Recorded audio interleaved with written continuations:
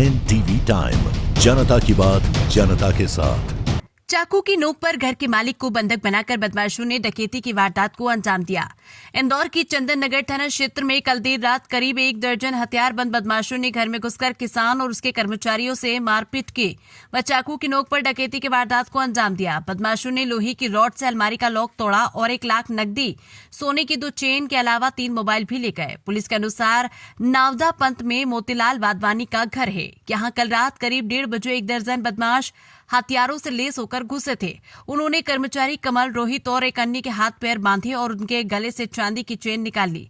चाकू से रोहित को चोट पहुंचाई और मौके से भाग गए। तीनों किसी को सूचना न दे पाए, इसलिए बदमाशों ने उनके मोबाइल खेत में फेंक दिए। किसान मोतीलाल वाधवानी ने सूचना पर पहुंची पुलिस को बताया कि वे फार्म हाउस में अपने एक कमरे में सो रहे थे।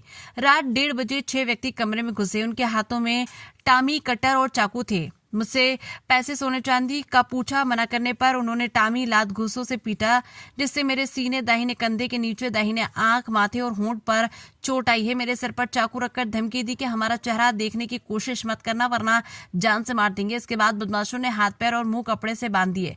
अलमारी की चाबी नहीं दी तो उसका लॉक टॉमी से तोड़ दिया और उसमें रखे 1 लाख रुपए, मेरे 3 मोबाइल ले गए। और कुछ बदमाश बाहर झोपड़ी में कर्मचारियों की धमकाने के लिए खड़े थे। पुलिस अब बदमाशों की तलाश में जुटी हुई है।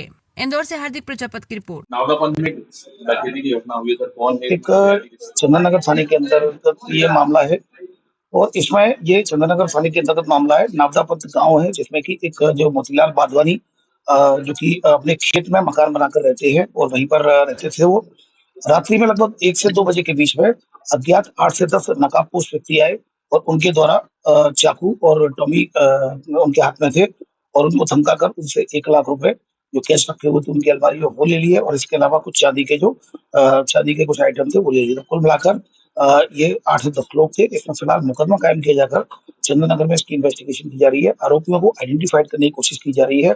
एफएसएल की टीम मौके पर पहुंच गई है। कुछ फिंगरप्रिंट्स और ये सारी चीजें मिली है और उस एविडेंसेस के आधार पर टीम लगातार आगे बढ़ रही है।